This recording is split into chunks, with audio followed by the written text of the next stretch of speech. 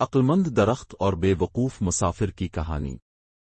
بہت پہلے ایک سرسبز وادی میں بسے ایک چھوٹے سے گاؤں میں ایک وسیع گھاس کے میدان میں ایک قدیم درخت کھڑا تھا۔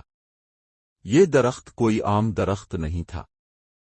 اس کی جڑیں زمین تک پھیلی ہوئی تھیں اور اس کی گھنی شاخیں آسمان تک پہنچی تھیں۔ مقامی لوگوں کا خیال تھا کہ اسے حکمت سے نوازا گیا ہے، کیونکہ یہ صدیوں سے کھڑا تھا، وقت گزرنے اور اس کے آس پاس کی دنیا میں ہونے والی تمام چیزوں کا گواہ تھا۔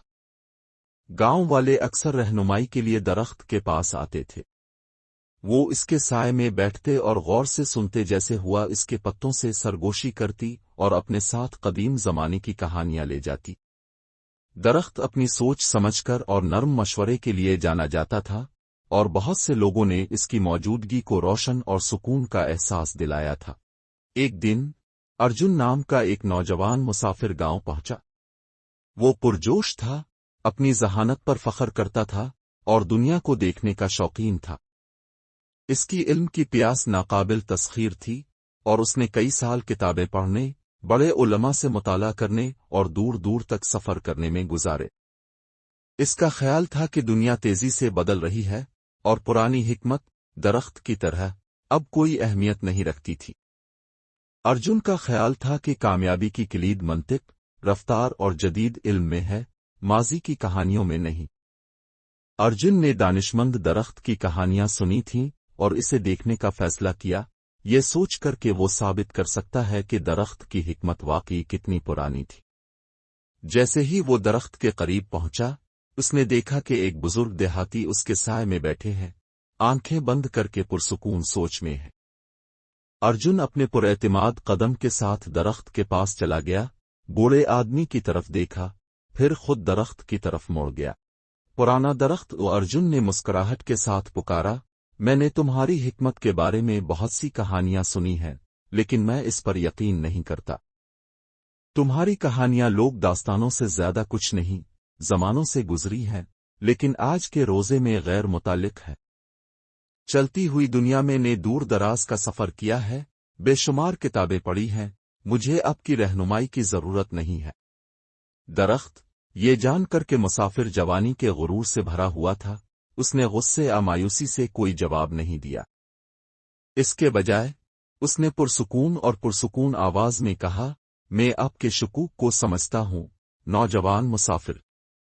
یہ سچ ہے کہ دنیا بدل رہی ہے اور علم اہم ہے، لیکن میں آپ کے ساتھ ایک کہانی شیئر کرتا ہوں۔ کہانیوں میں اکثر ہم سے زیادہ سچائی ہوتی ہے۔ میری کہانی سنو اور پھر خود فیصلہ کرو۔ درخت نے اپنی کہانی شروع کی۔ بہت پہلے اسی وادی میں ایک طاقتور دریا تھا جو زمین سے بہتا تھا۔ یہ دریا طاقتور اور تیز تھا، پانی کے ساتھ جو اس کے راستے میں آنے والی ہر چیز کو بہا لے جاتا تھا۔ اسے اپنی طاقت اور رفتار پر فخر تھا۔ روک نہیں سکتا، دریا فخر کرے گا، میں اپنے ساتھ کچھ بھی لے جا سکتا ہوں اور کوئی طاقت مجھے نہیں روک سکتی۔ برسوں تک دریا آزادانہ طور پر بہتا، اپنے ارد گرد کی زمین کو ختم کرتا، گہرے نالے تراشتا اور زمین کی تزئین کی شکل دیتا۔ لیکن اپنے غرور میں دریا اپنی طاقت کے نتائج پر غور کرنے سے باز نہیں آیا۔ وقت گزرنے کے ساتھ ساتھ وہ زرخیز زمینیں جو کبھی اس کے کناروں کے قریب پروان چڑھتی تھیں ختم ہونے لگے۔ مٹی بنجر ہو گئی اور وہ کھیت جو کبھی فصلیں اگاتا تھا اب خالی ہو گئے۔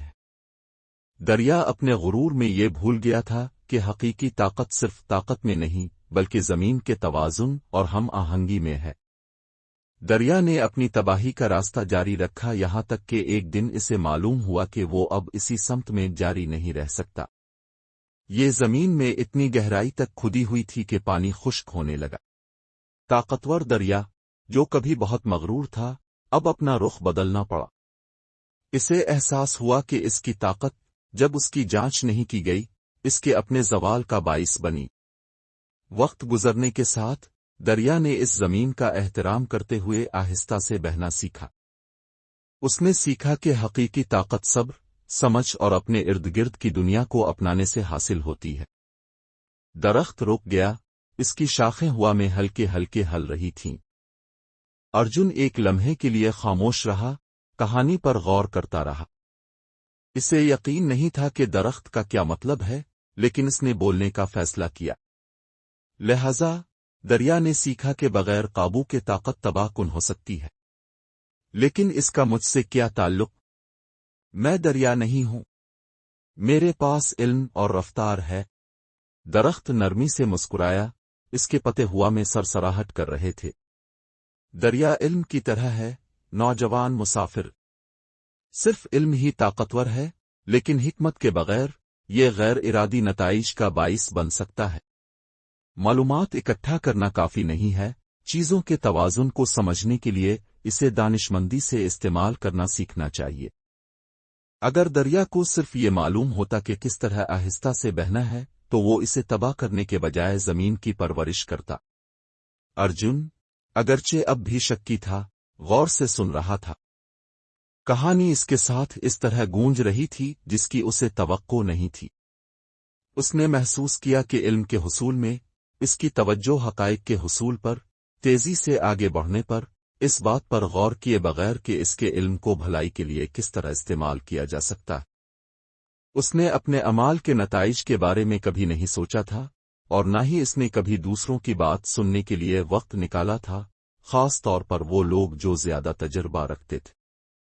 شاید میں نے فیصلہ کرنے میں بہت جلدی کی ہے، ارجن نے اعتراف کیا۔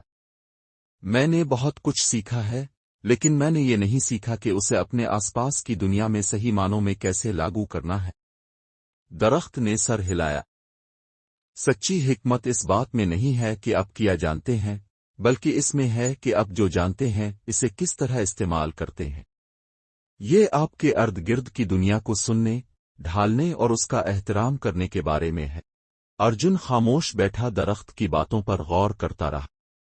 اس دن سے آگے اس نے اپنا سفر جاری رکھا، لیکن ایک نئے تناظر کے ساتھ۔ اس نے نہ صرف کتابوں اور اسکالرز سے بلکہ اپنے آس پاس کی دنیا سے بھی سیکھنے کی کوشش کی، لوگوں، جانوروں، مناظر اور ان تجربات سے جن کا اس نے سامنا کیا۔ اب وہ اپنے آپ کو ثابت کرنے اور اس کی خاطر مزید علم حاصل کرنے میں جلدی نہیں کرتا تھا۔ اس کے بجائے اس نے اس بات پر توجہ مرکوز کرنا شروع کی کہ وہ اپنے علم کو دنیا پر مثبت اثر ڈالنے کے لیے کس طرح استعمال کر سکتا ہے، جس طرح دریا نے نرمی اور احترام کے ساتھ بہنا سیکھا تھا۔ برسوں بعد ارجن گھاس کا میدان واپس آیا اور ایک بار پھر دانشمند درخت کے نیچے بیٹھ گیا۔ وہ نہ صرف علم میں بلکہ حکمت میں بھی بڑے تھے۔ وہ اب سمجھ گیا کہ حقیقی طاقت رفتار طاقت سے نہیں بلکہ توازن، صبر اور دنیا اور اس کے سبق کے احترام سے حاصل ہوتی ہے۔